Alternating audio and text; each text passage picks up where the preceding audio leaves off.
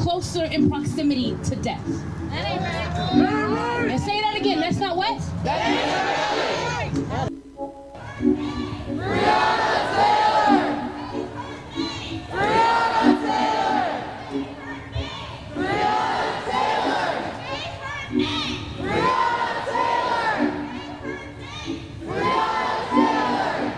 When you see me, you do see my color.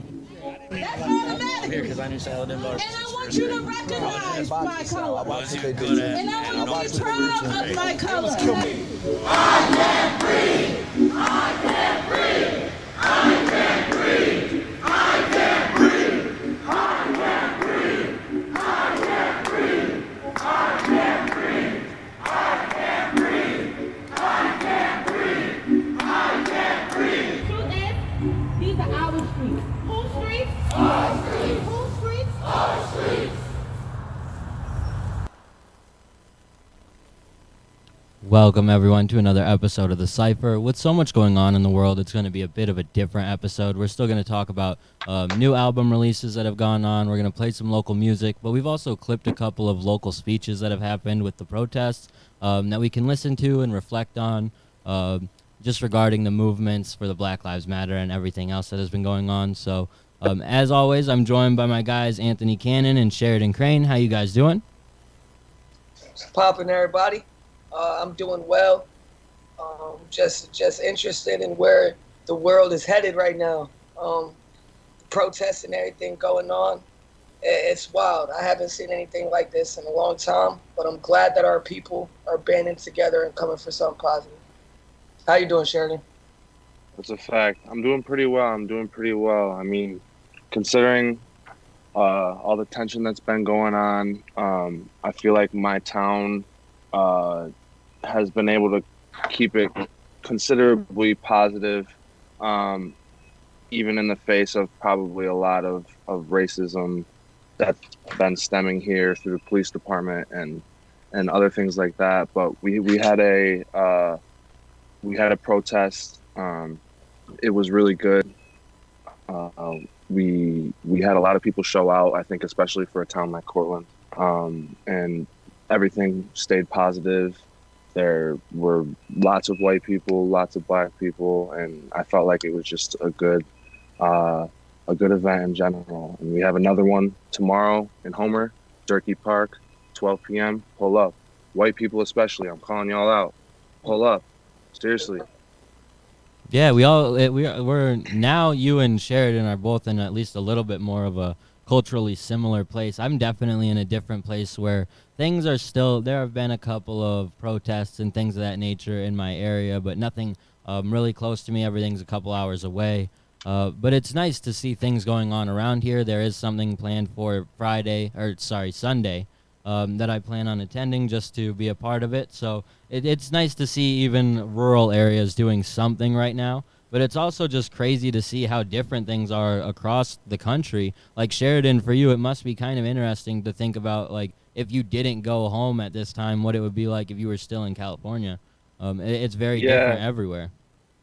So Dora and my friend Barkley have been at the protests in San Francisco, and they have been really, really, I mean, obviously large, but it's just a different dynamic than the small town. Like, they have the whole SWAT out there. Like, it's concerning. Why do you need a military out for something like that? But I don't know. It's definitely a different dynamic. I think it's actually more important that I'm here now because I can make more of a difference here than I can there right now. So I'm actually glad that I'm home for this. You have more influence on your peers out here than you do out there. Yeah. I imagine, I could tell that a lot of people out here, whether you piss them off or not a lot, they at least value your opinion and your perspective. And I appreciate the fact that I can confidently say that you're an ally as a white man, not just somebody who doesn't condone racism, but you fight it at any cost you can. And that's the type of outspokenness we need right now. I feel bad because me personally, I haven't been able to go to a protest. I've seen multiple. There's been 2 or 3 happen outside of my job while I'm working. But because of my father, who's extremely high risk, if I went to a protest, I would either have to go get a COVID test immediately and wait to go see him, or just wait the 2+ weeks of the incubation phase before I could actually go see him. So that's something that I'm debating about right now, because this is a movement that I don't want to miss out on. I'm being really vocal on Facebook, calling a lot of people out, but I don't think that that's necessarily enough, especially in somebody in my position. I know that just like you, I have a lot of influence over my peers, and I know that I could be a benefit at one of these protests. So hopefully I get out to one of them soon. But it's just I'm in a tough pickle. It Yeah, really. and I don't think you should feel, bro. I don't think you should feel obligated to do that. I think you should, like, as much as, and if you want to, do your thing. But like, I want you to know that like you should take care of your dad first. That's more important than like anything. And I want to make sure that, again, it's known white people need to be there. White people are like black people too, but white people are the ones that should feel obligated to be there no matter what, to make sure that it's known that they are defending our black brothers and sisters, because it's not okay to be silent right now. It's not okay to be silent, and the reality is, black people have been unhappy with their treatment for forever. You feel me? So that their outspokenness has brought some change, but we won't see thorough change until all white people are speaking out, and it's from the infrastructure that we start to actually seek change internally. You feel me? I think it's just as important for black people to be out there. Spanish people, if you're supporting the cause, literally any race, as long as you're an ally, as we said before. But white people hold most of the power in the world. Their voices tend to hold the most weight in situations like this. So you definitely should at least consider being out on the front lines, and not to take a selfie, not to go live, but to be out there to make a change. That's what's important. For sure, absolutely. And we will talk more about what's going on locally here in a couple minutes. I do want to touch on some music that has released both locally and in the mainstream. Locally, we've seen quite a few songs still released this week. We got Ventriloquist by Chirp, When We Were Younger by Ryan Bronson and Ashley Liu, Too Close by an artist named Cat, Feel My Rage by Blade Shine, and then Babyface Bandit by BDT and Don Pablo. So shout out to 607 Sound for the information on that one. They've been keeping up with all the tracks that have dropped this week, and they got me the information there.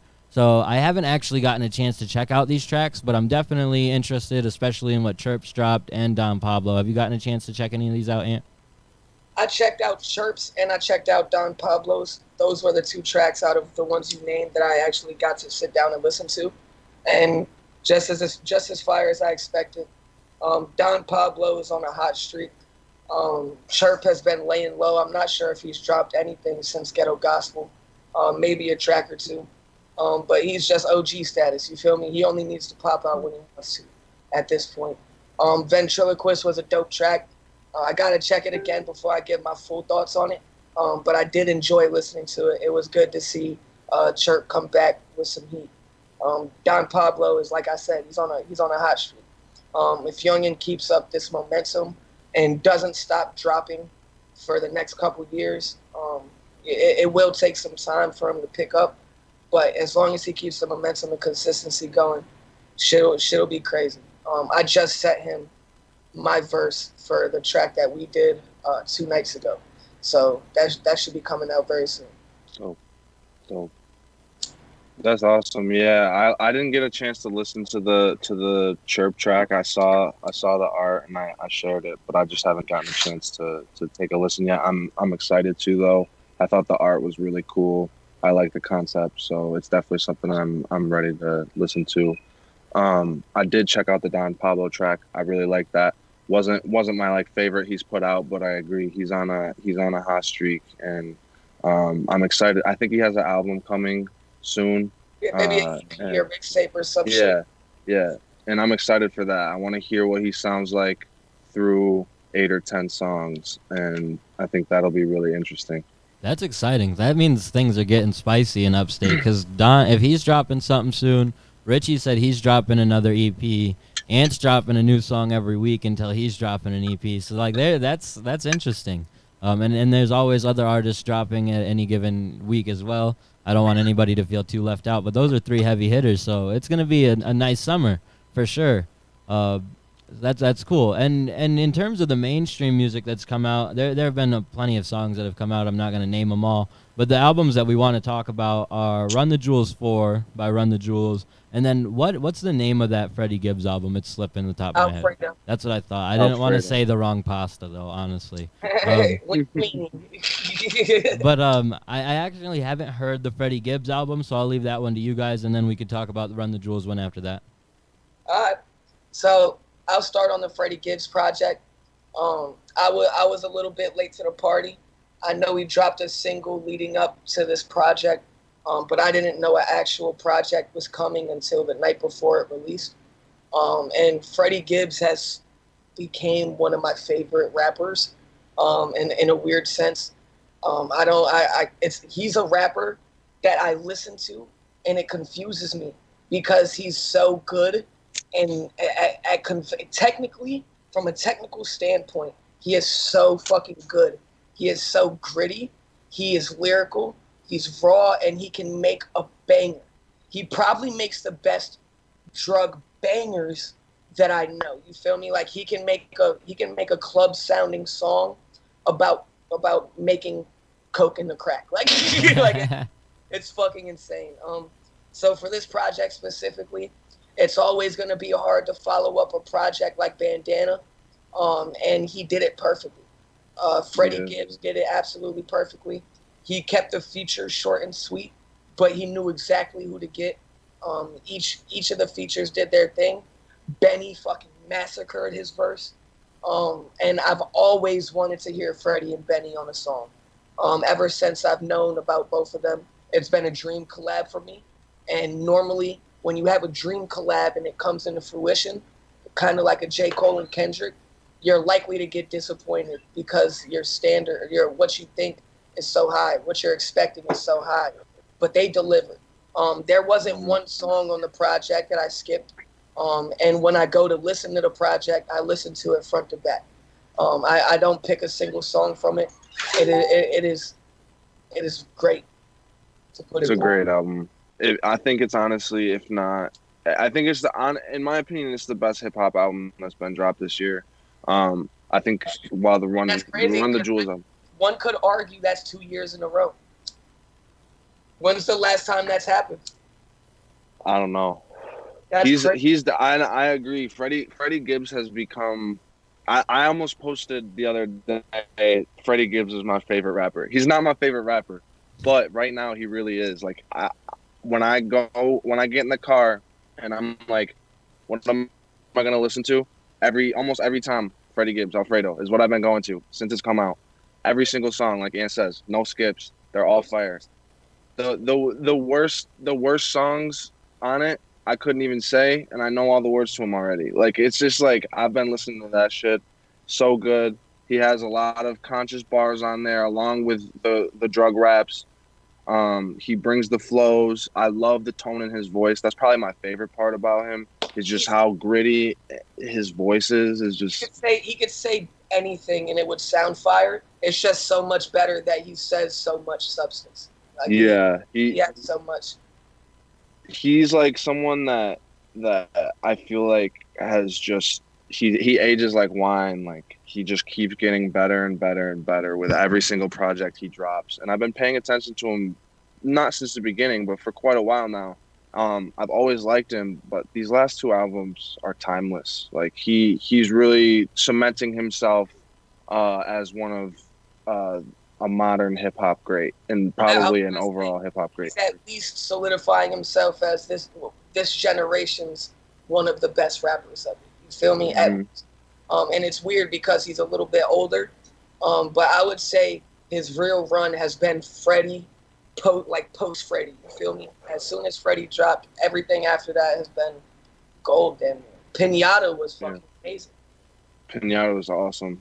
Yeah, I have to check it out because I'm really not a big, or I haven't been a big Freddie Gibbs fan. I checked him out a long time ago, and Me- wasn't overly impressed at the time, and so it's made me not check stuff out. But hearing the way you guys are talking, I'm gonna have to check out both of his last two projects because I wouldn't, I expect good things.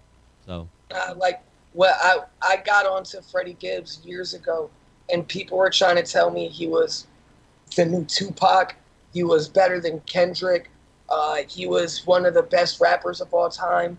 And it was right around he was going through that rape accusation. I'm not sure if any of you guys know about that. But do. he went through a rape accusation that almost destroyed his career. But if I remember correctly, it was found to be false. And he got it Yeah. expunged from his almost record. Like it's not. It almost tarnished his reputation. He's been able to bounce back from it. But when I found out about him, I did not love his music. I had to really sit down and listen to modern Freddie Gibbs, and then go back to old Freddie Gibbs to appreciate how long he's actually been doing this for. Because he's been so consistent, and it's a shame that I didn't realize until recently. And I've heard other people say that though too, is that they listened to his early stuff, they weren't a huge fan, they listen to his new stuff, they love it, and they go back and listen to the old stuff again and they find a new appreciation for it. Yeah, So I think like some of his really early mixtapes are so fire. So yeah, definitely, Andrew, if you do like the two albums, go back again and listen to some of his older stuff because he's been, like Anthony said, he's been doing it, and it's just really the production quality and in general quality of bars have gotten better. But he's been doing it for a long time now. bet I'm Stuff. looking forward to it. Like he's in 10 years from now, he'll be talked about in a different light than he is now for sure. Yeah, I agree. That's dope. You guys say he's been on a run. If you guys have been paying attention to Run the Jewels, it's hard to say they haven't been on a run. They're a really, really dope duo. I feel like they're not super well known in the mainstream, but maybe I'm wrong. I don't think they get as much appreciation as they should, at least, but they're really dope, and their new project just dropped. I didn't even know it was dropping. Well, I knew, but I forgot because there was so much shit going on. And then when it dropped, I was like, well, sweet, I've got something to tune into. And then it happened to have so much that was still sort of relevant with everything that was going on. I was kind of surprised, but I appreciated that fact as well. Run the Jewels is I saw somebody tweet and say Run the Jewels has the best 4-album run in hip hop history, and that's a crazy thought to me. And I don't agree with it, but I guess I can see how somebody would say that because all of their albums have hit. They haven't had a dud yet, and they've all exceeded expectations, at least from crowd consensus and critic reviews. Um, I haven't actually dove into the full album yet. I think I've heard 2 or 3 tracks from it. But whenever Killer Mike and LP come together, you're going to get some crazy beats, some gnarly flows, some passionate lyrics, and some super timely words. So I wouldn't be surprised if they have an anthem that makes the charts off of this, if it's really, really Black Power or even socio-relevant. Yeah, I agree. I mean, I think there was one song that they did with Pharrell, and I'm forgetting Zach something from Rage Against the Machine. And they keep saying, uh, "Look at all those slave masters posing on your dollar," and I feel like they keep repeating it. I feel like that's something that could end up charting for sure. It's definitely, I think I like it better than Run the Jewels 2. I can't say I like it better than Run the Jewels 1. I might even like it better than Run the Jewels 3.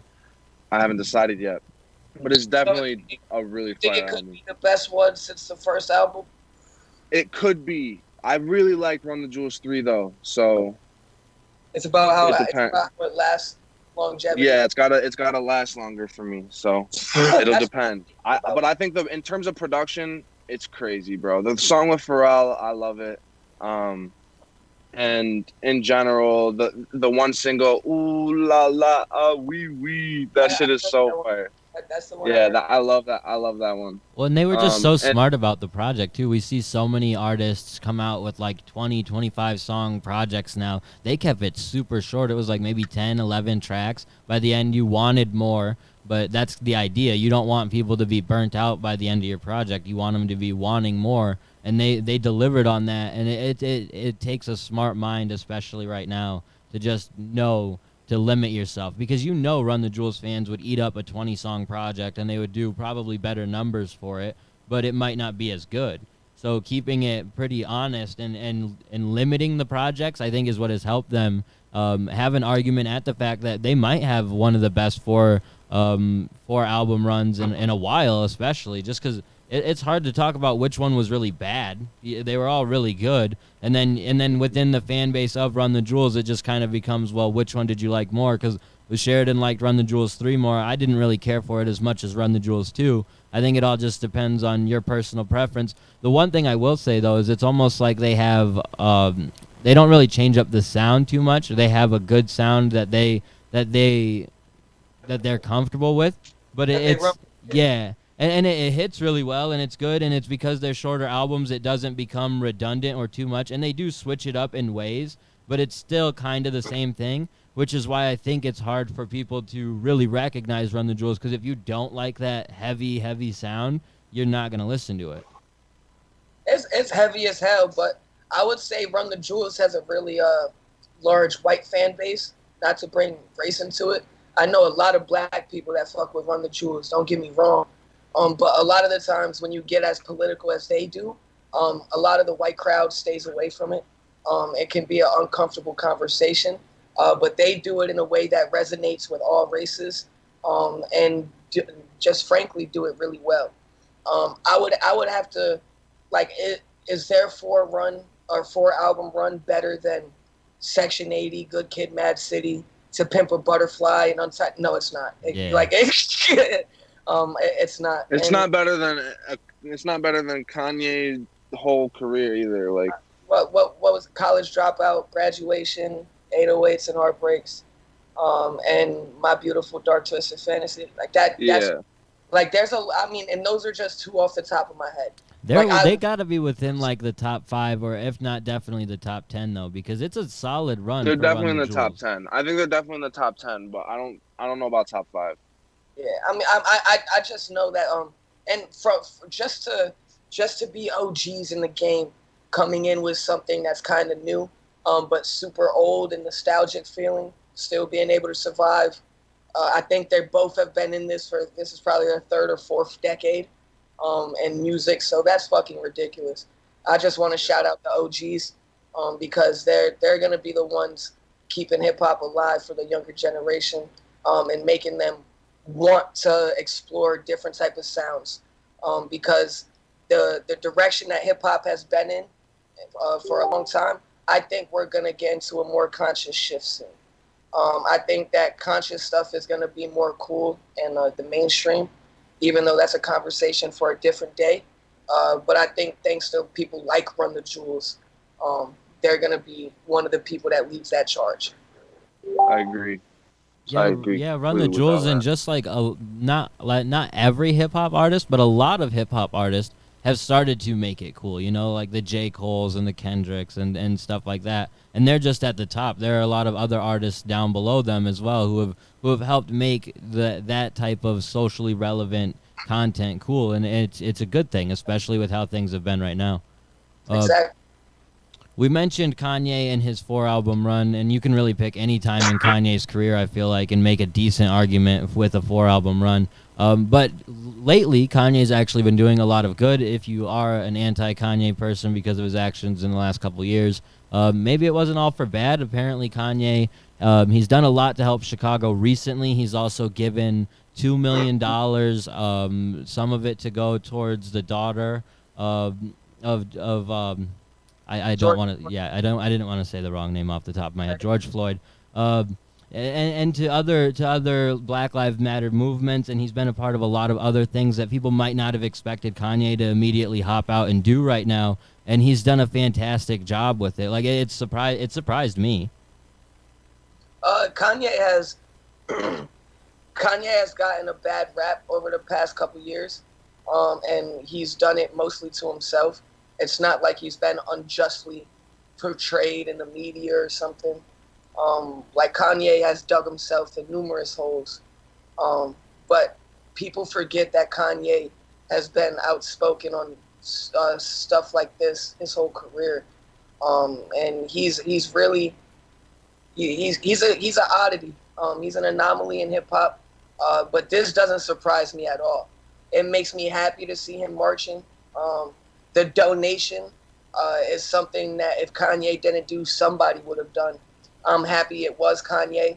I'm not trying to take anything away from him, but to see him on the front line protesting, that's always a life or death situation. You feel me? When you're hated as much as somebody like Kanye is, you can theoretically get assassinated at any point. You feel me? I don't think it's always that type of situation, but just to see him literally on the front lines in a time like this, I think it was a good message, and I think it sat well with the people of his community. Yeah, I agree. And I mean, I had heard rumors about like how he was wearing MAGA hats just to like get people out of jail and stuff a couple months ago, but it didn't really like blow up. So now that he's done these donations and stuff like that, and people have kind of that know him have kind of come out and said he wasn't actually a fan of Trump and all that stuff. I'm honestly, if that's true, I'm really honestly not surprised. If it's not true, I wouldn't be surprised either. I think Kanye, while he is deep down very good intentioned and a good person, I think he struggles, and he admits it. He struggles a lot with mental health. And I think that's kind of been the best and worst thing about his career. It keeps him in the spotlight all the time, but it also brings a lot of negativity his way. So I think that while he's always made really, really amazing music, part of what has put a lot of, I guess, fuel behind the hype and craze has been his antics outside of the music. But I think deep down, he's a good person. So like Anthony said, I'm not surprised by any of this. In fact, I was more surprised by some of the weird outbursts pro-Trump stuff. For sure. I mean, that exactly, that's the surprising stuff, not this. And I highly doubt that the whole Trump thing was a facade. Maybe he was doing it for some ulterior motives. Maybe he had an agenda that he wasn't making public. But he probably was a Trump supporter, at least in my mind. And that doesn't make you the worst thing in the world just supporting Trump, but it's a lot of the things that he was saying, and how he was going about it. He wasn't doing a good job at displaying to the black community why he was a Trump supporter, or why we should consider even looking at this man differently than we already were, or why isn't he a racist. All he was saying is, this man's not a racist. I've known him for so long. He's different, blah, blah. He just wants to change the world. Like, Kanye has done a lot of things over the past couple of years, but I do think he's gotten a bad rep, even to me. Like, I don't look for Kanye the same. I don't respect Kanye the same that I used to. I don't care for Kanye the way that I used to. But I don't think he's the awful person everybody thinks he is. Yeah, I think if anything, like, he probably, like, I agree with you both kind of in a way, in that I think he probably wanted or wants to help people that are suffering from injustice, but at the same time he's a businessman. Like, he sees the ideas and the ways he can capitalize on things, and probably knew that putting on the MAGA hat, while it would upset people and piss people off in his community, he could always eventually come back and do something like this. And maybe he knew, like, by doing stuff like that, yeah, I'm gonna have more money, it'll make me more able to give back to the community, and now technically he does. But so it's hard to know with Kanye, especially someone that you know is both such a genius but also so crazy in his own ways, his own admitted ways. But so it's impossible to know for sure. But what we do know, like it's cool that he did this for the people of Chicago and for George Floyd's family and for everyone else that he's trying to support. And he's done other things, including his wife has done things too with their celebrity status to actually help people who are imprisoned unjustly and do stuff like that. And that's more than you can say for a lot of other artists who do make music about stuff like this on a consistent basis. And it probably is because Kanye does have a bigger celebrity and his wife Kim Kardashian has a bigger celebrity status that they can use than lower name artists. But still, like Kanye is doing something and it's impossible to deny it, especially at this point. So you just have to appreciate it. And it also wouldn't surprise me if in 6 months after the election, if Trump wins again, Kanye is right back on the bandwagon of supporting Trump in his own way. And so that wouldn't be that crazy either. But it is nice to see, at least for the moment, that he is doing things that you would want to see from an artist of his level. And hopefully, like there are a lot of artists doing stuff right now, but hopefully more continue to follow that trend. Absolutely. I mean, from an artist like Kanye, who, even though he's known right now for being an innovator in music and sound and his production, he built his fame and his notoriety off pro-blackness. He, like, when he came out with his first couple of albums, the way that they resonated with urban communities and lower income households and just people that have identified with a lot of the things he was talking about specifically, like he earned all the love and respect that we gave him. So I know that a lot of people held Kanye near and dear to their hearts and were genuinely hurt by some of the comments that they made. Like it wasn't just some, oh, fuck that, he made a stupid remark, he's canceled. I know some people that were calling him like Uncle Ruckus, like he could never win my admiration back type shit. Like I'll never check him out again. And that's always up to the consumer. There are very few things an artist can do to make me completely like they don't exist in my head. You feel me? Mm-hmm. But Kanye is somebody that I still think has great music ahead of him. And his best years of social justice work are ahead of him as well. He didn't need more money to start giving back. He didn't need to wait to gain capital to start giving some back. I do think he's been donating over the majority of his career. But I would like to see him not just give money away and do more things like physically be somewhere protesting, or build more projects for lower income communities or rural areas where they need youth advocacy programs, because that's where the future is going to be changed. And that's something that he has so much control with. To see like Chance the Rapper and the relationships that he has with certain politicians in Chicago, I'm sure Kanye could be a bigger part if he needed to be. I agree. Yeah, absolutely. So it is just nice to see artists like Kanye. I've seen a couple of other artists. I believe I saw MGK at a protest. I saw J. Cole walking during a march. So hopefully there's more of that in the future, especially as these things don't seem to be slowing down. It just seems to become more of a thing that people are doing because there is change coming, but all the change hasn't occurred. I said we were going to continue talking about it. Let's go ahead and get back into the things that have gone on locally, both in your guys' towns. I'll probably speak more about what I've seen going on in Binghamton.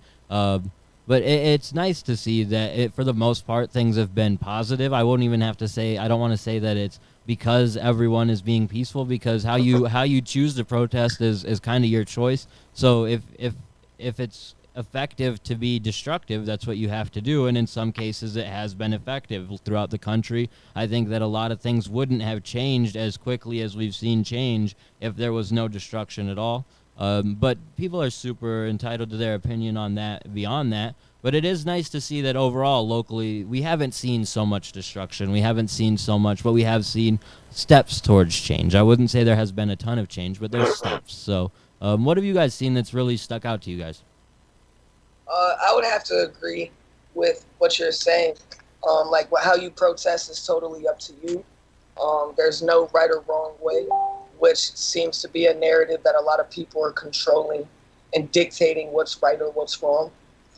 Whether you think it's right or wrong, what's been going on, what is undeniable is how much immediate change it's brought. Police all over the world are being held accountable for their actions. Not all of them. There's a lot of fucked up shit going on that needs to be addressed still.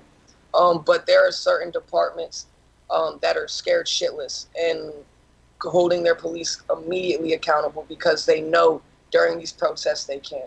I would like to see it last after these protests. You feel me? A lot of times we've gotten sucked in to when a person dies in a situation like George Floyd, and we protest for a week. We get the officer maybe arrested, and then we go back to regular life. And nothing's really changed except that immediate situation. So I hope that what's happening right now causes permanent change. But I think that our fight's not over. We need to keep going in order for that to happen. But I've seen in multiple different states, many different situations of real change, especially like even with Chauvin, I think his name is, even his charges getting upped, the other officers getting arrested. You feel me? We're being heard right now. That's not going to happen if we just sat around and sang Kumbaya with our hands in a circle. You feel me? And I'm more peaceful than anything, but peace has its limits. I'm not out here destroying stuff, but I'm totally with my brothers and sisters who are right now. And anybody who's on the front line has my utmost respect, because this is a very pivotal time in American history. I read somewhere and I didn't verify it, but if this is a fact, it's insane to me that all 50 states and 18 countries participated in some sort of protest for this movement, making it the largest civil rights movement in history.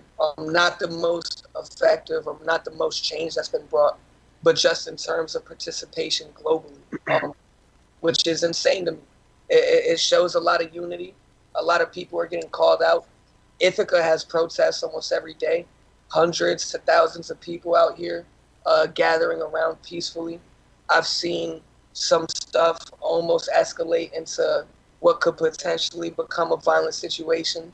I've seen a couple videos of white supremacists going into random outbursts at protesters and regular citizens just chilling, which just goes to show that even a place that's in its own bubble like Ithaca isn't devoid of racism. It's still a prevalent issue here, even in the police departments, whether people like to admit it or not. Even all the way to the district attorney, Matt Van Houten, I believe is his name. There's a lot of injustice in our system going on right now, and I'm just glad that our people are fighting it. Yeah, I agree. I want to start by saying that white people do not get to dictate how black people and minorities react to their oppression. White people are not oppressed for their race. White people are oppressed by capitalism, just like black people are oppressed by capitalism, just like everyone's oppressed by capitalism. But white people are not oppressed because of their race, and that is unique to white people in this country. All other minorities are oppressed because of their race, especially black people. And that has been apparent for 400 years now. And the fact that it's still going on is disgusting. It's awful, and it makes me sick. And like I said earlier, we've had protests locally as well. In Cortland, one in Cortland that went really well. Officers marched with us, but that's not enough. It needs to be actual change. There are no black police officers in Cortland right now on CPD. Not a single one. Zero. You know that for a fact? Like there's zero hired, like even on payroll, like inactive. I know. Isaiah Pryor is training to be an officer for CPD, but I'm 99.9% sure there's not an employed black officer on CPD. And not that black cops are the answer. It could potentially help for sure, but that is just an insane fact to me, and a clear sign of prejudice. Yeah, it's clear in our school systems. There's no black teachers at Cortland High School. We have plenty of. Didn't I see a report of a police officer getting into some insanely inexcusable racist shit on his computer a couple of months ago in Cortland? There was a police officer in CPD that there was a picture of him that in front of a computer screen that was a picture of Eric Garner getting choked out as like its wallpaper. And this was the picture was originally from when, like, I think around when that happened, and then it kind of came out more recently and became more known news. The police department turned their cops that kill people into martyrs. You feel me? They really like act like they're heroes for some cause. Like, did you see the video of the 75-year-old man getting shoved today? Yeah. Did you know that the entire response department quit in solidarity with the officers getting suspended? 57 police officers quit because they just wanted to show solidarity with their officers who were clearly in the wrong, pushing a 75-year-old man to the ground in a way that they're fucking lucky he didn't die. Like, it's unbelievable, bro. They got to stop turning these cops who do criminal or have racist behavior into martyrs, because that's why I don't think necessarily black cops are the answer, because unless it's a majority black police department, they're still going to be pressured by their white colleagues, especially in a historically racist town like Cortland or Dryden, Canton. Even in Ithaca, we have multiple black cops that I've known for my whole life, and it doesn't stop racism or anything. So, no, I agree, and it's just the fact that there are none is what is so alarming. Yeah, that's inexcusable, bro. Like, come on. Yeah. Now. They got it. Yeah. But I agree. I think the whole justice system should be torn apart and rebuilt. So, like, you know, like that shit. Like, the whole thing is terrible. Police department with no minorities. You would at the top. You would at least do like some sort of affirmative action, just for even how it looks. Right. You know, like just how people view you. Like, that's stupid. Yeah. That's awful. And and like I said, it's the high school too. The high school has no black teachers, and we have plenty of black students. It's honest. It makes no sense. I mean, it does make sense. It makes sense knowing what this town can be like, but it's awful. It needs to change. Shout out to King. You guys know it from Dim 136. I saw a post that how old were you when you had your first black teacher? And he said he never had a black teacher. And that's some mind-blowing shit. And if you do look statistically, I went to high school with him. I can't remember the exact figures right now, but it's so disproportionate, the amount of black educators we have in the system in general. That's another issue. It starts from pre-K, kindergarten, you feel me? It's absolutely insane. Yeah, and it's crazy for me, especially like living in the Midwest. Things are very, very different out here. It's nice to see everything going on in Binghamton, but I'm very envious of the situation Sheridan's in, where he happens to be at home in the middle of everything and can be a part of help out there. I hope that I can be a part of something out here and at least try and bring some eyes onto the problems that are going on and stuff out here, because out here it really does suck. A lot of people have their blinders on, trying to pretend that there's nothing going on.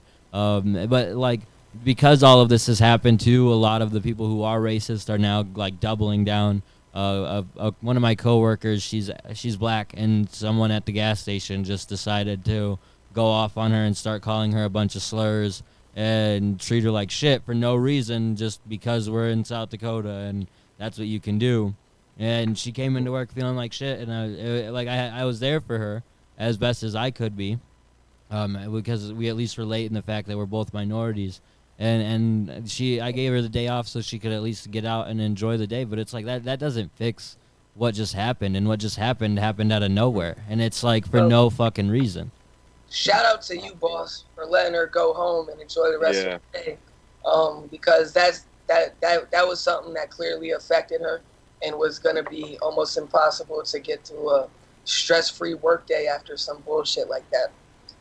So Right. they need more higher ups like you in the workplace. Yeah, and it's was like gonna say that. it's been stuff like that I've experienced, like even in New York a couple of times, like where someone just drove by me and another coworker, and they yelled out something about us being Muslim, because no one can ever tell what race I am apparently, and it was just so like rude and disrespectful to her too, because she is Muslim and had the headdress on.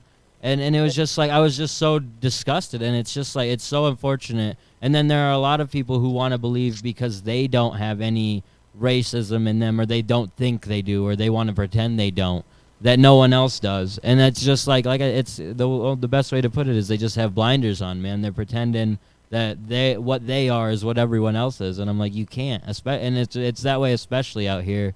And so hopefully, like I said, there's a gathering on Sunday at one of the local parks that I'm gonna go to and try, and I'm gonna let my voice be heard for sure, so that way people know like what's going on in the area, and try to help what I can. But it's tough being in a small town that's predominantly white. Like I almost feel uncomfortable speaking on anything, because it's like I experience it to an extent, but at the same time, like there's so much. Like, I don't see people of color dealing with injustices as much out here, because there's just not as many people of different races out here. So it's like I don't remember, I don't know like what to say at times. So it's like it's good to see stuff going on everywhere, but I would definitely rather be at home where you see so much more powerful stuff. Shout out to everyone in Binghamton. I don't know if you guys have seen the protests that have been going on out there. They've kept them all relatively peaceful. At one point, I saw everyone standing in front of the police station, probably like 600 people at least. We had obviously the cops surrounding the police station, but then the protesters were so smart, because Sheridan keeps like championing the fact that white people need to be at these protests 100%, because they can do what they did in Binghamton, where they essentially use the white people as a shield. Like if you're going to arrest people, arrest the white people first. They essentially created a chain with all of the people who weren't black, anyone who was white or whatever. They chained arms around most of the protesters and essentially kept them away from the police, and it helped to an extent. Like, in whatever you can do to keep people safe from being arrested while they're protesting peacefully, do it. And so just seeing stuff like that, and seeing it come from a city that I come from, and like Ant says, like we're literally living in the middle of a civil rights movement. And talking about it kind of gives me chills, because it's to be on the right side of it too is what is so it's great, and you hope to see it continue over time. And it sucks that we had to get to this point and everything had to happen to get to this point, but it's nice that we're finally making moves in the right direction. We just have to keep that energy. It can't stop today or tomorrow. It's got to be something that lasts for a while, otherwise it will be for nothing. If we just wait for the trials to come about for the people who were responsible for the death of George Floyd, then there's time for them to forget. There's time for people to whatever they want to do about this situation. We have to stay on it consistently. So it's so good to see, like, it hasn't just been one or two protests. It's been a couple. And the more they continue, the more annoyed the police are going to get. But that's the idea. Like, Yeah, Absolutely. it has to happen. We just gotta make sure that the police getting annoyed doesn't turn into more violent outbursts by them. You feel me? There's already too many people getting hit brutally with rubber bullets. I don't know why they're not shooting beanbag bullets at them or something that's less. Like, me and my girl were looking at the statistics, and they say that rubber bullets aren't lethal, but 1 out of 100 people die from rubber bullets. So that's fucking lethal to me. That's just They blind people. Well, they puncture your eye and can go through it and hit your brain. They can kill you. For real, for real. It's bad. And besides just the fact that you can die, they're just brutalizing civilians. Trump is doing nothing to encourage the behavior to change. You feel me? He's almost rewarding the people that do it, and at least portraying them in some sort of positive light.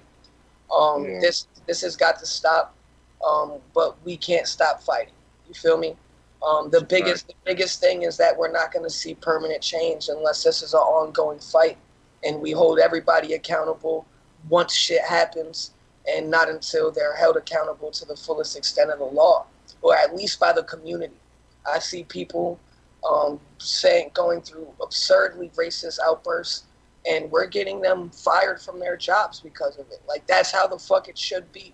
Somebody should not be able to just go live their regular life with the ideology that they have.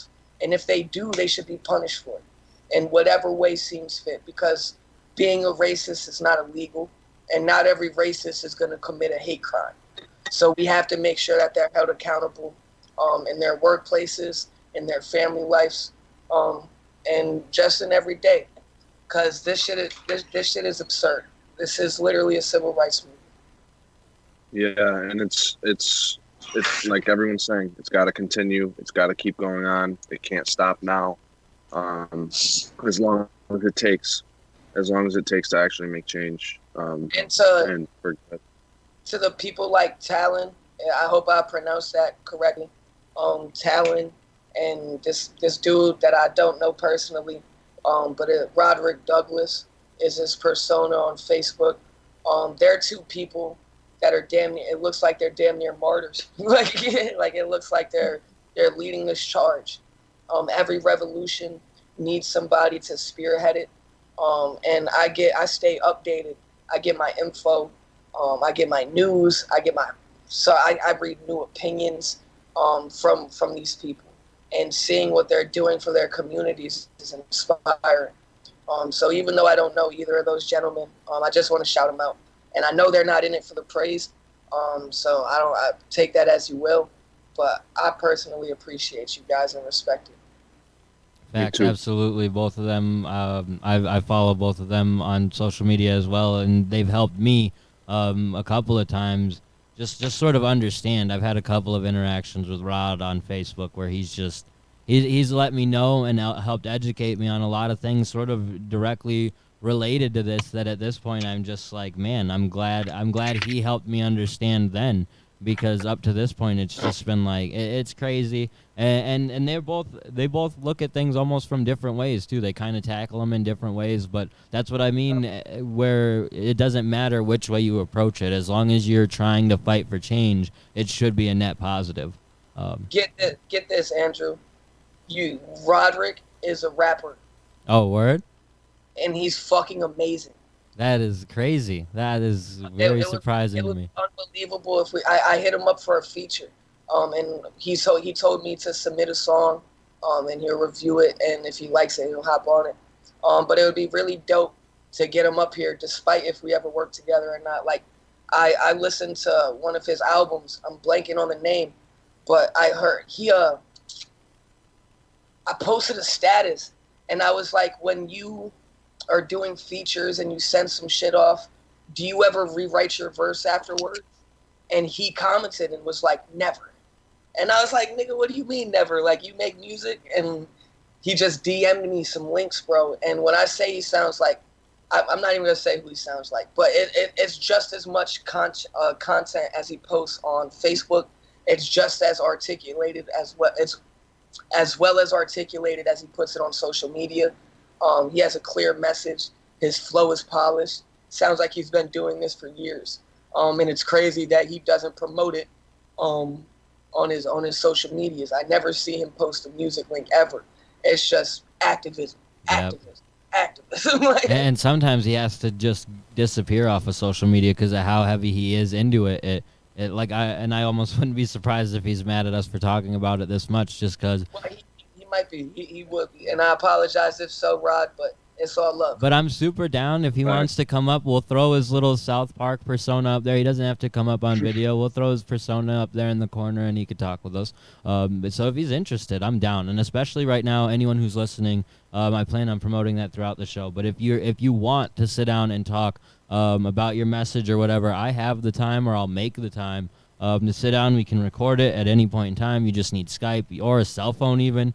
You can call me. We can get it set up and record it and just get your message out there in whatever way you want to do it. If you want to make sure Ant's there or Sheridan's there or all three of us are there, we can try to make something happen. But any one-on-one combos I can make happen at just about any point, and especially late at night. But we can make it work. So I want to be able to help people utilize this platform that you have all helped me create to now share your message, because it's time for that. And this is a perfect time actually to get into the next part of the show. We're gonna play a couple of clips from local protests that I've clipped off to just for us to listen to and discuss and sort of make sure everyone, because there's got to be a lot of people like me even who I hadn't really heard any of these speeches until this morning when I was looking for speeches to play.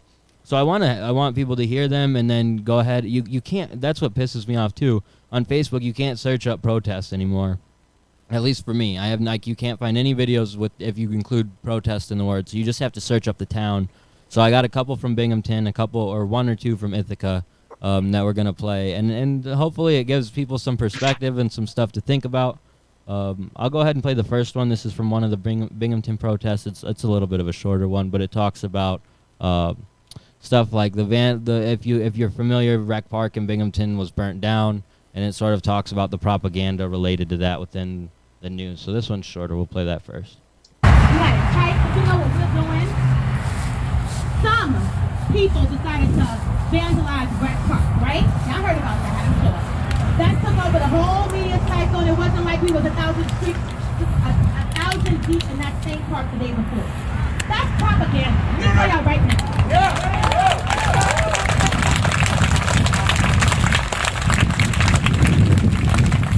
They are trying to divide this community and make it look like we don't know what we're doing. But the truth is, these are our streets. Whose streets? Our streets. Whose streets? Our streets. And so I just wanted to talk about that short clip just because of the fact that it is true. Like the way the media, especially the local media, is playing some of these situations out, it's very much like propaganda where they're focusing on one part. And if you initially focus on the one part by saying, well, this park is burning down, we're not sure if it's the protesters, but it might be, the first thing people hear is it's the protesters.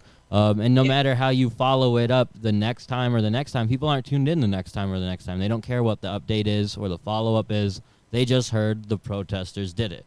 And the media immediately went to that assumption, which I guess that you're doing your job, I guess. But to not even put it into perspective of the fact that there were just thousands of protesters there that day, and it makes absolutely no sense that they would all of a sudden return to go and burn down the same park they just utilized for a presentation. Like to not bring apart any of those facts. It's like that's the propaganda of it all. You're not bringing out both sides of the story. You're bringing out your side.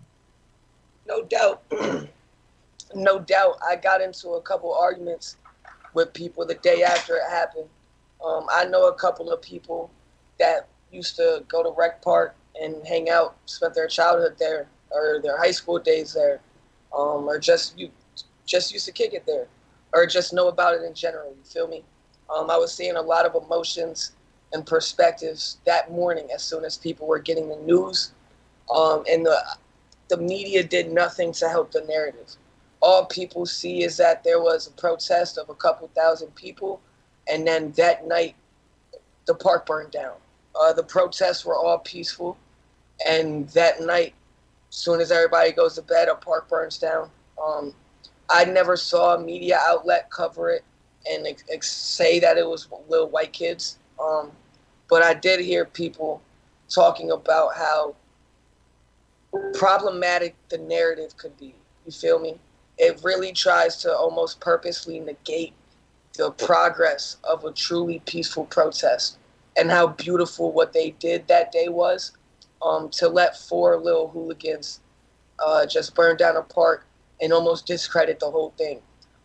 Especially because if you're just going to attribute it to the protesters, most people aren't going to dig into the story and find out it was 4 little white kids or a couple little white kids. You feel me? You can't associate it with the protesters and the people who were peacefully marching earlier that day. But if you just look at the story for what it is, and don't dive into it, that's what you're gonna do. You're gonna assume that somebody from the protests ended up getting destructive and burned down a park. So the narrative itself is problematic, and I got into a bunch of arguments with people the next day on Facebook over it, because I've never even been to the park, and I was hurt by it. Not necessarily that the park was burned down. I could give a fuck about a park. You can always rebuild a park, especially one that I've never been to. But just to hear how discrediting that could potentially be to the progress that was already. Yeah, I agree. Did you hear about the park?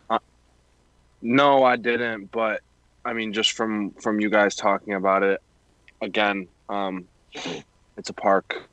It's not a life. You can't replace a life. You can't bring back a life. And you can build 100 parks, and still, it's not going to bring back a life.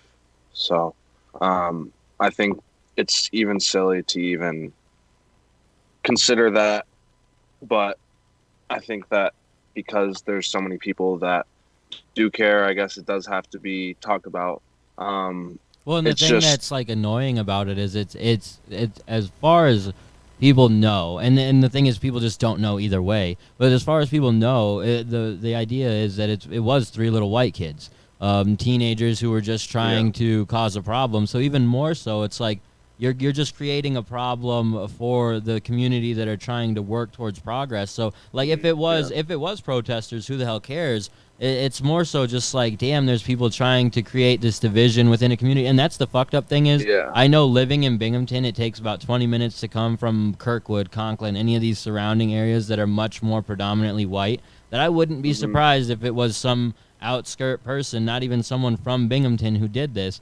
To do what Ant said, it just creates a negative narrative to what's going on in the protests and stuff. But I will say, it's almost as if the people doing that sort of created this idea within everyone in Binghamton, like, we're not going to do anything like this now going forward. Like, we're not going to be like other cities because this is how you already tried to paint us, and we didn't even do that shit. So now we're just going to double down on the peaceful protesting. And it's worked so far. So I'm not going to say that someone burning down the park was a positive, but it has made people sort of think about what they want to destroy and how they want to destroy it if they're going to be that way in Binghamton.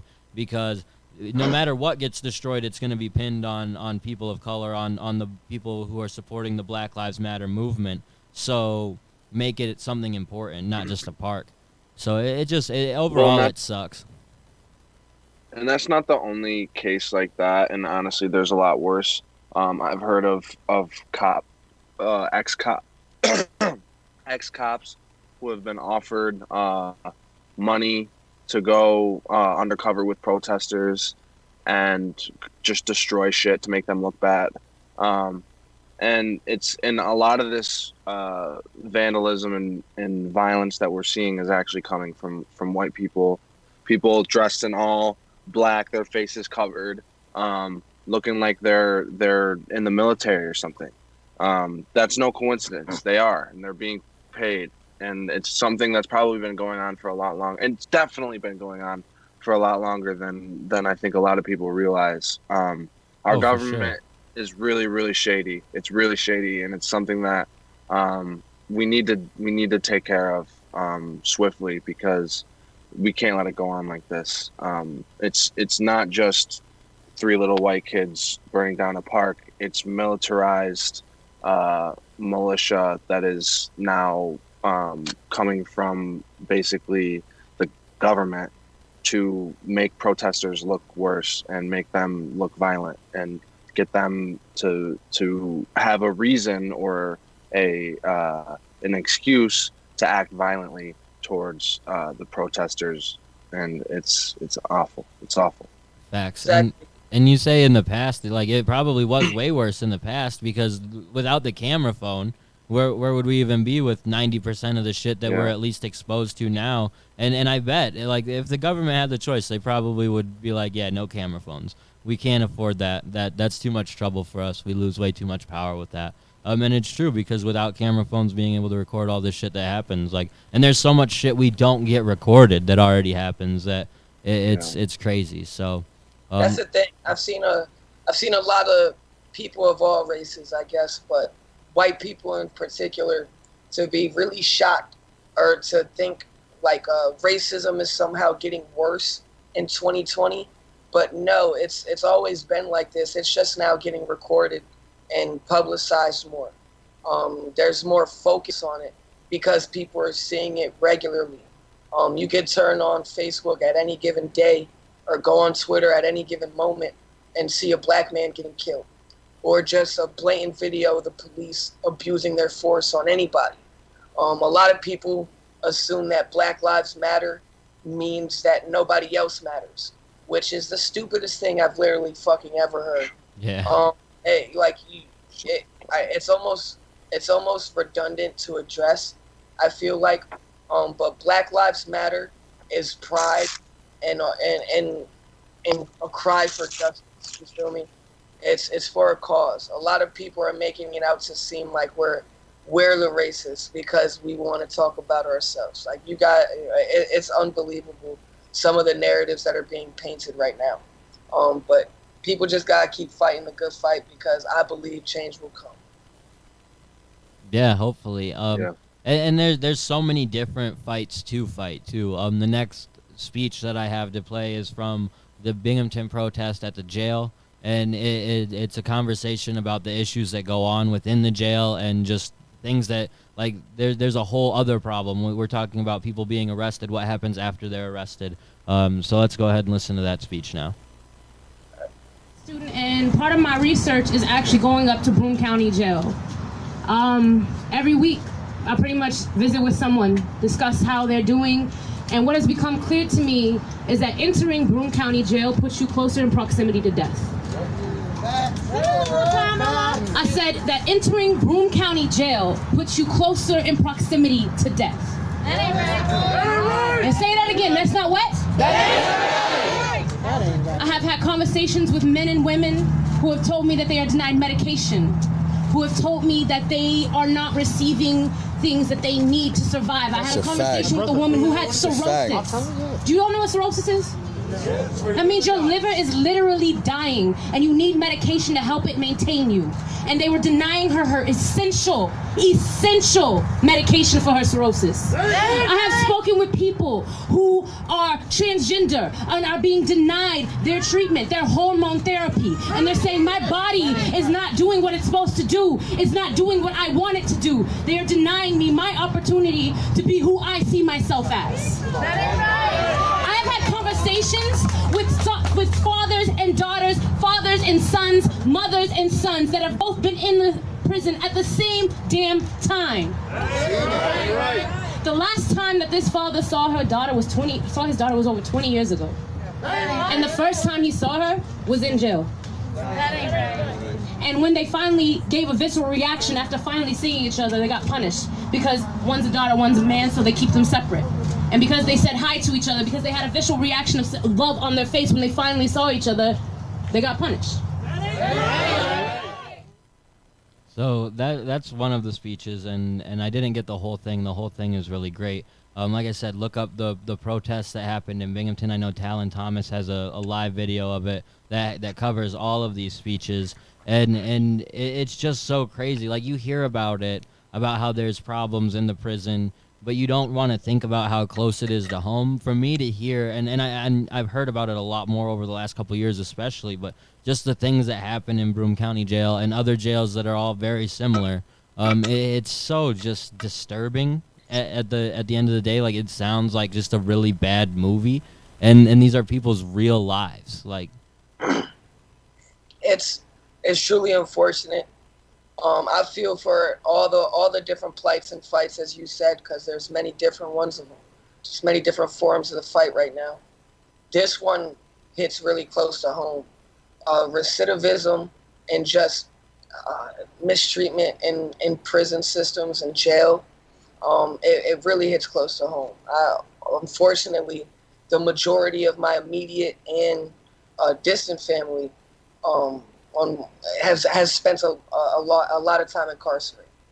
My mom's been abused by the cops to the point where she's had to get surgery on her face because they broke her nose so bad, like it was mush. She was unrecognizable. My brother has been beat in prison so bad that he had to spend 2 weeks in the infirmary. My dad almost got killed by cops when he was 20. They beat him so bad. Like it, this is something that when you get into prison, it's not about rehabilitation. They do nothing to correct your behavior and make sure that you're good for when you get out. It's the worst type of timeout you could possibly have. And Broome County specifically, as she said, just puts you closer to death. That was a great way to put it. I've had firsthand accounts from people tell me that Broome County and Chemung are some of the worst jail systems that you could possibly be in. And it's crazy because you said they're close to home. This is happening right here. Broome County has had multiple inmates die in the past year due to neglect, if I'm not mistaken. Yeah, I'm not sure how long it's been, but they're 13 within the last couple of years. Like that's way too many. Way too many. I mean, one is too many.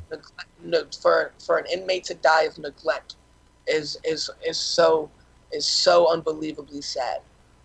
Because the majority of people that are in jail, not in prison. If you're in jail, you're either waiting to go to prison, or you likely didn't do something that's too punishable, and you just broke one of many fucked up laws in America, and somebody could die because they sold a couple bags of weed and got neglected and didn't get their medication, or didn't get checked up on in solitary confinement when they were supposed to. Like simple shit like this.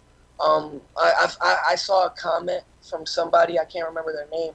They tried to say that America's prison and jail systems were the softest in the world. And obviously it was a privileged white man. But there are worse prison systems in America, but a lot of places are aimed around rehabilitation and correcting your actions and making you understand what the fuck you did was wrong and how to make sure you're good when you get out. I know multiple different countries in Europe that are the standard for stuff like this. It's really sad to see. And people have to realize a lot of our friends, a lot of our brothers, a lot of people we grew up with, a lot of our parents' friends have spent time in jail. If you're out here, there's a likely chance that you can end up in Broome County Jail. So if you're not going to fight, like obviously you have to break the law to do that, but this is something that we should be fighting for. Inmates are people too. Like the treatment of them and their living standard is fucking important. Our tax dollars go to this. Why would you not want it to be put to good use? You feel me? I agree. It's it's sickening, and I'm lucky to not have to deal with that. And that's what it means to have white privilege. In a lot of ways, is I don't have family that's been in and out of jail. I definitely have family who have broken a lot of laws and not done things that are considered right in society and not in jail.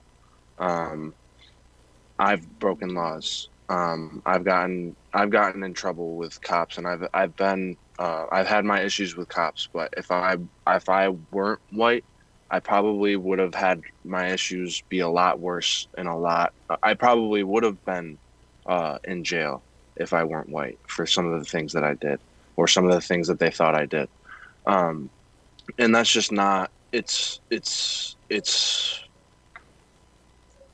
disgusting that it's something that I'll never be able to like fully understand, because I'm not a minority and I'm not a black person. So it's impossible for us to relate to that. And the fact that you inherently, as a black person, have to relate to that is something that really, again, like I've said, It needs to change fast, because again, it can't go on like this. It can't go on like this, and and I know you didn't mean it like this, but I'm gonna correct you just based off phrasing. Like, inherently, as a black man, the potential and the likelihood that I deal with it is increased. It's not. Yeah. It's not guaranteed. You feel me? I know That's a lot of friends that I have that have no family in jail, and it's a foreign concept to them. Mm. Thank you for correcting me. No, of course, but I know you didn't mean it like that. I just, for viewers when they watch this, and addressing your privilege, a lot of people, because they weren't born rich. A lot of white people that weren't born rich, or significantly wealthy, or any extreme living standards that a lot of people would look at as cool, or they don't see privilege. They don't think that they're privileged simply because they're not born into the high class, or because they've struggled at some point. Privilege does not mean, you're guaranteed anything except not to be threatened and harassed and your livelihood be damaged on a daily basis off of subconscious rhetorics that is ingrained historically in the society. You feel me? People are benefiting from the structure of society in ways that you can't even imagine because you've never dealt with it and would never have to. So I'm not always surprised when white people can't address white privilege or think it doesn't exist, because how are you supposed to? You should be able to see it. You should be able to see shit is disproportionate. But some people are so fucking far removed from reality that they couldn't be more distant. But addressing privilege at its core is one of the ways that people can start properly being allies. Like, I think you're being a really good example for a lot of your peers. Thank you, and I don't do it to, like, I've said this before. I don't do it to be commended or thanked or anything like that. It's my duty, and it should be felt by every white person that it's their duty to speak out, not to be thanked, not to be, hey, this guy is so great because he's using his privilege for the greater good. No, it should be expected. It should be something that all white people do for no other reason other than they care about people. We gotta fix the recidivism rates and the quality of life for inmates in these jail systems, because it's truly a travesty how some of them are living. Yeah, absolutely. Agreed. So that's why I was really happy to see that they went to Broome County Jail and did that protest, and it also managed to stay pretty all right. There were a couple of incidents that were kind of just disappointing for me to see. At one point, there was like a truck who drove into a crowd of people just trying to cross the crosswalk. Yeah, that was a little bit of a disappointing thing to see. The cops obviously didn't let them even get up close to the jail, even though it's a public road. So they were essentially testing them to walk around them, and then at that point probably arrest them. So they played it smart. They did what they needed to do, and that goes to show, like, there are a lot of smart organizers involved with all this, and a lot of great people involved with it in every city. This next one is another one from the jail protest, and it just kind of gave me an interesting perspective when I heard about it. To give you guys a little bit of a backstory on it, because it does jump in. One protester was giving a speech, and he had made a mention about how he doesn't see color. He was a lighter skinned gentleman, so it wasn't super well received, but it was a good, like, learning experience, I think, for everyone, and so I'll just go ahead and play it. By lighter skinned gentleman, do you mean like a white and a black kid? I have no idea. I don't want to say he's white because I don't think he was white, but I Just don't know. A skin fellow. Yeah, exactly. That's all I could say. I don't, because I'm pretty sure he wasn't white, but I have no idea if he was like me, like a really light skinned Mexican, like you, like a really light skinned black guy. I just wasn't sure. But this was a good learning experience, I think, for him and anyone who else was paying attention. So for sure, he's giving us a bad rep. So when I say ouch, that means somebody said something problematic to me. So to me, he did have an ouch. And I'm gonna explain what that ouch is. Because I don't like when people say they don't see color. Right. I hate when people say that. I'm gonna tell you why. Right. Because when you see me, you do see my color. Yeah, I didn't mean that's automatic. Here, because I knew Sheridan. And I want you to recognize my color. And I want to be proud of my color. And I want you to say that color is beautiful. That color is strong. That color is unique. That color is powerful. I don't want nobody saying they don't see color because that is not true. Period. So don't say that. So that was an oops and that was an ouch. So the next time I hear someone say, I don't see color, I'm going to give the same speech. So that felt like a really important speech to play because a lot of people right now, they love saying quite a few ignorant ass things. All lives matter is one of them, and I don't see color is definitely another one. So it's good for people to understand why that is just. It's phrasing a lot of times, and I'm sure like you could hear him arguing about it in the background. He didn't mean it like that. But of course you don't mean it like that. The way you mean something, though, doesn't change how someone feels about it or how it affects someone. So it doesn't matter what you meant. It's just the epitome of a cop-out. You feel me? And you're also lying to my face, unless you're actually blind, whether you see my color. Like, it's really weird. But it's also a pure example of what I was just talking about, actually. People acting blind to it or feeling like it doesn't exist. You feel me? Just because you might not have a grasp on it doesn't mean you have to be so narrow-minded to think that the world doesn't. You feel me? You have to be aware of your surroundings at all time. And you have to, even though Son didn't mean it how he said it, you have to check people immediately like that. You have to hold them immediately accountable for shit like that because you could change their perspective.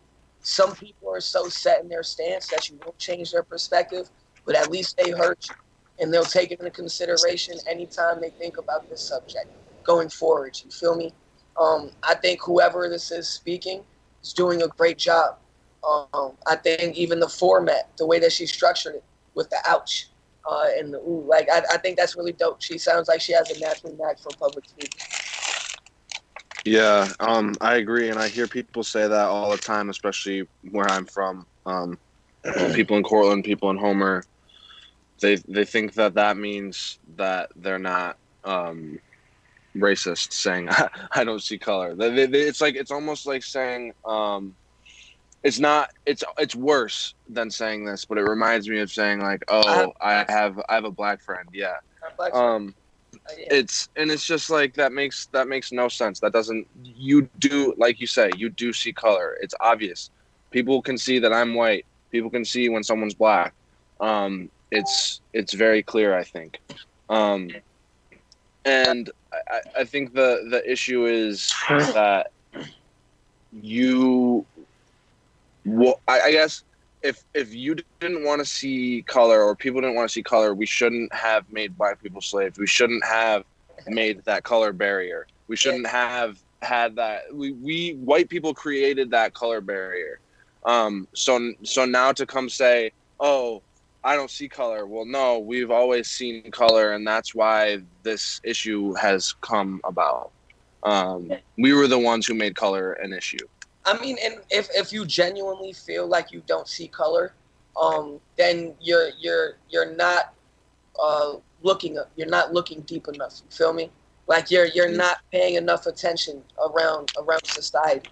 You're not looking at the mistreatment of your brothers and sisters around you, and how fucked up, unfair certain balance powers or balances of power are today, and how they always have been. Because it's not like this is new. Black people have more rights today than they ever have, and it's still not enough. Like, that's fucking ridiculous. Yeah. Like, to say out loud that we're at the farthest point in our progression in history, and we're still fighting for this shit in 2020. It's ridiculous to me, and should go as unspoken. But like I said, you got to check people immediately on shit like that. And in case you late to the party, I wrote a whole fucking album about shit like this. Colorblind 2018, baby. Check the intro. I was talking that shit, that colorism. You niggas ain't fucking. Yeah, I just had to do that shameless promotion real quick. Nah, bro. But it is like you said, she was a really powerful speaker. We've only heard from women who were doing a really great job at speaking at these functions, and it's not to say that there weren't men at these functions doing a great job as well. I just want to highlight the fact of how great of a job the black women who are organizing and putting these get-togethers and these protests and everything, they're doing a lot of work. At every one of these Binghamton protests I turn into, it's the voice of a very strong black woman letting everyone know where we're going, what we're doing next, and everything else in between. And so we have to commend them for doing such a wonderful job. I mean, the strongest creature in the world, bro, is a black female. That's always been known. The most powerful, beautiful being in the world, black female. So it doesn't surprise me at all. It's shame on the media that they're not covering these stories and highlighting the powerful female POC that have been leading these charges. Bro, it's crazy. Like WBNG was quick to get Talon on, and that's not to talk badly about Talon, but they were quick to get Talon on. They were quick to get the guy who hugged one of the police officers on, but they didn't get, as far as I've seen, they didn't get any of the women who helped organize these protests. I haven't seen it either, and I'd love to be wrong. But shame on them, because there's so many out there that are leading this revolution. And like you said, Talon deserved the shine that he got.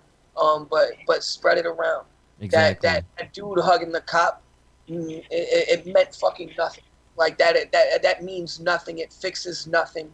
It's a cool gesture, but it's propaganda, in my opinion. Yeah. So I don't even think it's a cool gesture. Honestly. Well, then to promote it like that, like that's what I should have said. Cool gesture.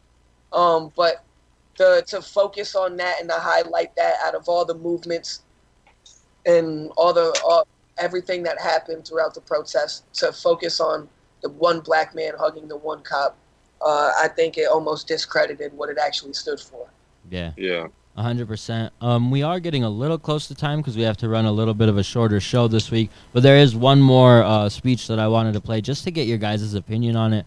It talks a lot more about how voting and stuff can be of an assistance. So this one's like a couple minutes long, but we'll go ahead and play it real quick. My name is Richard Onyeduru. I am here as a Vice President for Southside Community Center, as well as on my third term as the Ithaca City Community Police Board Commissioner. I'm here to address a couple of things. When it comes to this matter, it's something that needs to be understood. Too often, we find ourselves discussing what is political and what is humanity. Politically, they're limited to just race. What we see here before ourselves is a humanity issue. We have an American citizen that was killed on live television. We have gone to Iraq for less. Yes. We have gone to other countries for less. Here we are. You have to understand, when it comes to this idea of humanity, is this lack of ability to see myself in you and you in myself. We find ourselves in this place where we cannot accept the idea that we all have the same contract to life. We have to accept that idea, all of us. No one has a guarantee to live longer than anyone else. Everyone here will at one point experience what is called death. And so if that's the case, ask yourself, what is this life worth if you cannot live it to the fullest? Yeah. What is this life worth when other people will measure what it is for you? Yeah. At this point, I want to point out an important date to everybody, because as much as we protest here on these streets, you need to protest in boardrooms. You need to protest in classrooms. You need to protest in hospitals where they view black women as just generally stronger to take more pain because they're black. Yeah.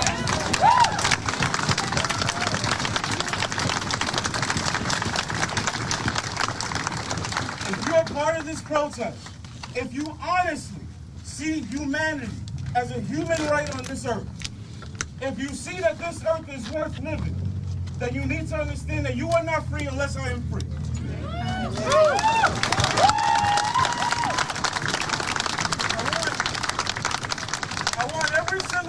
decision to mark this date on their calendar. June 23rd. All of you here need to understand that it does not start with the president of the White House. It starts right here in the community as far as your local officials. June 23rd is that first step in making a decision as to who is going to represent you. It is not enough to simply protest and be here today. Ask yourself a year from now, am I going to experience another summer like I just did for the last 6, 7, 8, or 100 summers?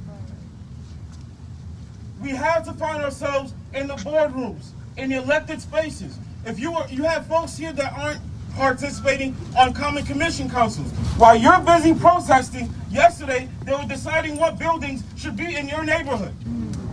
Where were you? Yes, there's a place to protest, but you need to protest in every other room, in every other street. Whoa! So that's again just a portion of the speech. He goes on to continue to basically say more of the same, just that we have to do more than just protest. And on the alternative side of destroying things and destroying buildings, we can destroy from within by voting the right people in. It's not as simple as that, as nice as it sounds, because we don't always have the best options in general. But it is true. Like there is a lot more that we need to do than just going out and protesting. But protesting in the way we have been is a great start. No doubt. I think the message was great, and I think it applies to everybody in every city and every state in America. Because you only are going to get the change if you start it from internally. You have to start it from as base level as you can, and where it directly affects you and your community. Similar how I was talking about earlier, there's been a lot of people that are unhappy with the Ithaca DA right now, I believe, Matt Van Houten. And I know there's a big push to get him out there and somebody who's better suited to fight for us in there and to treat us justly in there. There's so many different situations. I know Savanti Myrick is under fire right now. But he's done pretty well, in my opinion. He's not perfect, and I'm not going to get into that. But if you don't like him, vote against him. You know what I mean? Like him, vote for him when he runs up. You have to start in your local government, and if you don't, you're not going to get the change that you expect. Because once you get to the national level and you start hearing the presidential talk, it will affect you, but it'll affect you in a completely different way than whatever's happening in your city, in your county. Those decisions you might be able to have a direct impact on if you voice enough, if you go to the meetings, if you make yourself heard. I think that man did a great job of displaying his point and conveying what he needed to get across. And now June 23rd is stuck in my head. Me too. Yeah, and that's the point, and that's why things like this are great, because you can help get that information out in a powerful way that it will stick with people, and then it's just a matter of continuing to remind people, because we do all live busy lives. People easily forget, but this can't be something that we easily forget about. You know, in order to some, it might be like a thing to go out of the way and vote, and it might be more hassle than you think it's worth. But if you put in the effort, and everyone who thinks that way puts in the effort, that's when change occurs. So it's a matter of continuing. You can't just do it yourself. I think it's a matter of letting everyone else around you know, hey, like, this is when I'm going to vote. Like, spreading the information as much as you possibly can, because that helps assist people too. Like I said, people are forgetful, or they just don't know. I don't think any of us knew about the vote that was going on. You heard they mentioned that there was a vote the day before that protest that they didn't know what was going on. And at the end of that speech, I want to say they talk about how there's a meeting that night where the people of Ithaca aren't able to speak at the meeting, and he essentially says, "Are you going to let them do that?" And so it's good to have moments like this where people can, even the protesters, can be educated on what else you can do, because no matter what anyone is doing, it's never enough. And it's something that kills me sometimes, because I want to do more, but I don't know exactly what I can do from Midwestern South Dakota, but I try. And so it's like, it's nice to see, and it makes you happy to see when you look back at your hometown and you see people doing stuff, or you see surrounding towns people doing stuff that they need to do. It's good. I'm proud of upstate New York. I'm proud of our little bubble, and I'm proud of the world as a whole right now. For the most part, there's a lot of solidarity. It's not where we need it to be, but I've seen a lot of steps in the right direction. And the more that these closeted racists and bigots expose themselves, the easier it'll be to weed them out. You feel me? Yeah. I've seen a lot of people expose their true colors, as has every single person that has a social media account. And I'm grateful for it. I'm thankful for it. It sucks to see so much hate, but like I said, we got to get these people where it hurts. We got to get their jobs taken from them. We got to hold these people accountable. Make sure that people know what their ideologies are. Make sure that we do go out and vote and make a change in our community. I haven't actually voted before. I'm going to be voting for my first time for the presidential election and local politics this year. So I'm excited to finally voice my opinion. I have a strong idea of who I'm going to put for DA, but I got a little bit more info before I publicly endorse him on here. Yeah, man, and it's like we have a platform, but I think the thing people need to understand and realize is everyone has a platform. Like we all have Facebook, we all have social media, you all have something to connect with people. I mean, if you're watching this, you obviously have Facebook, but we all have something, a platform to reach people. How can you not utilize your platform at this point in time than to do anything but try and help? It's what has made it difficult for, and it's like not difficult, but I was gonna get back into really trying to promote music and stuff, and then this became a more relevant topic, and I'm like, there's no way.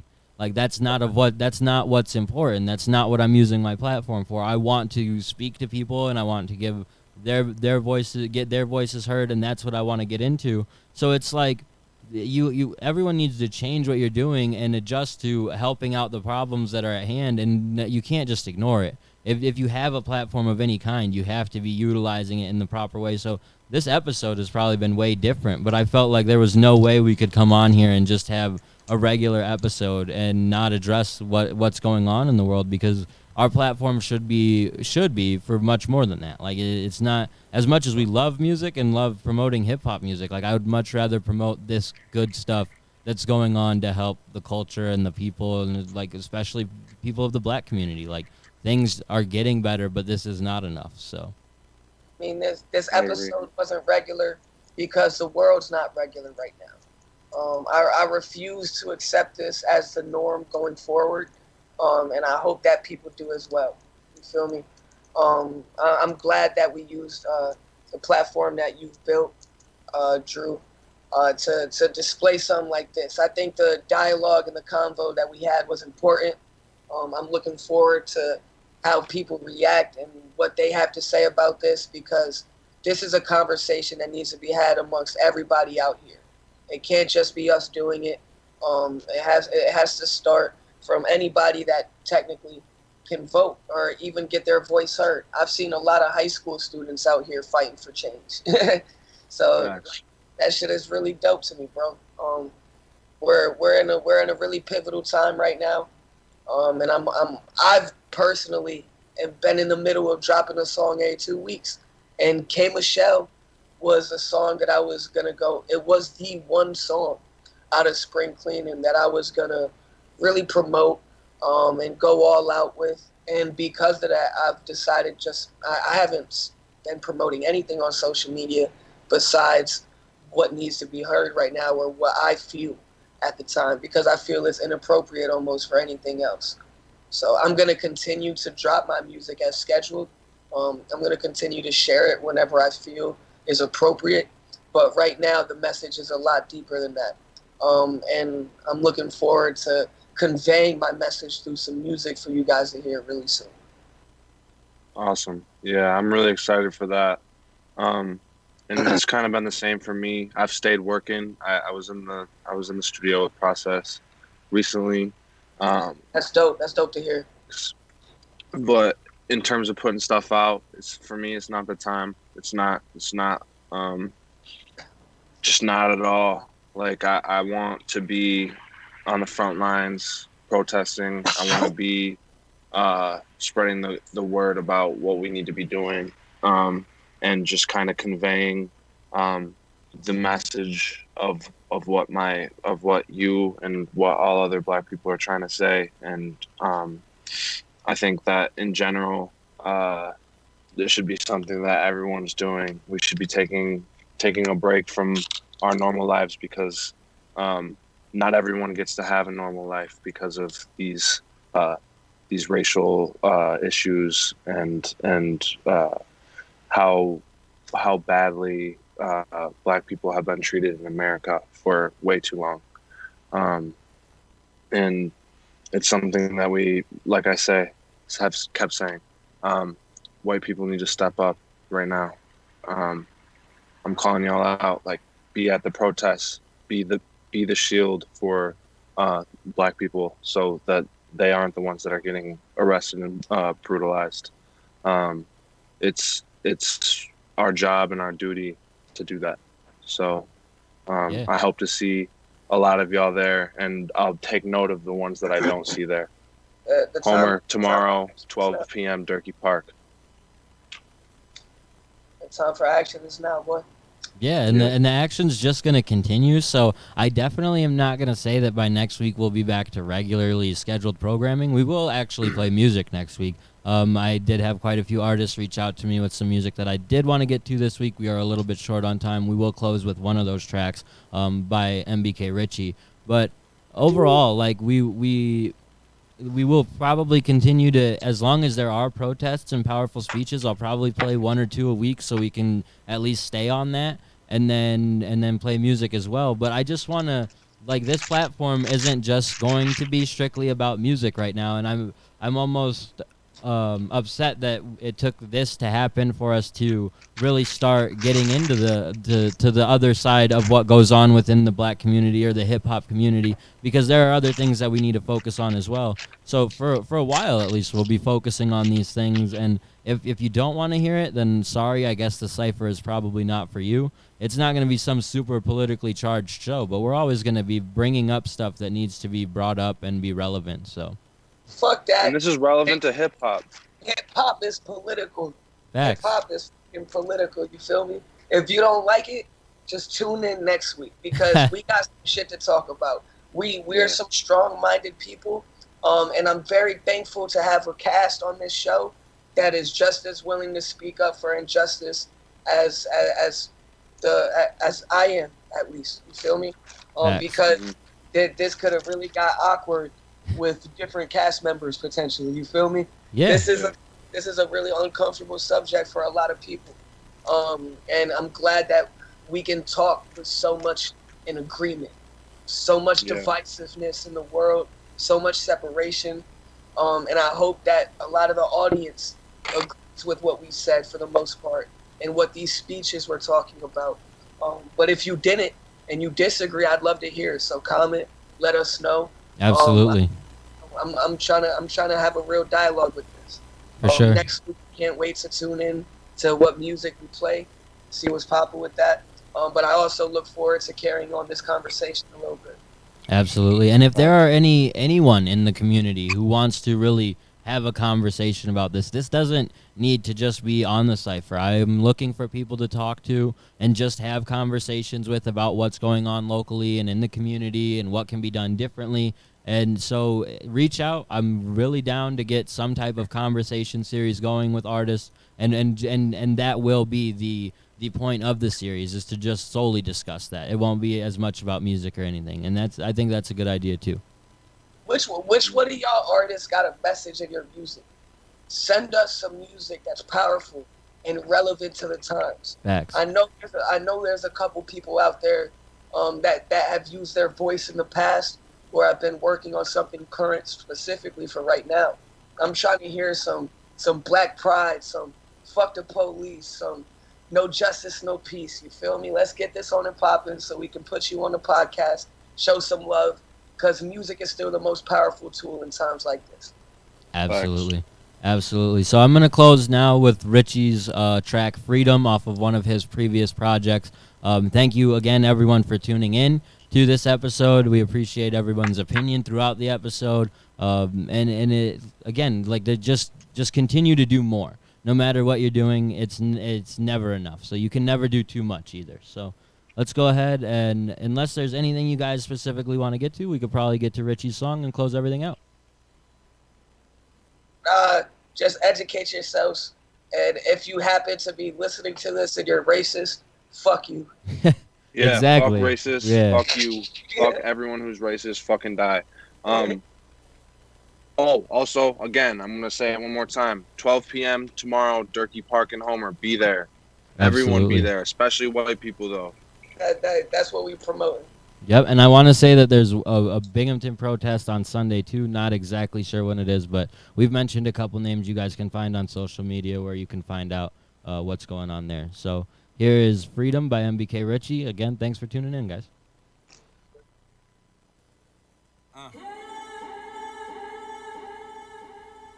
Look,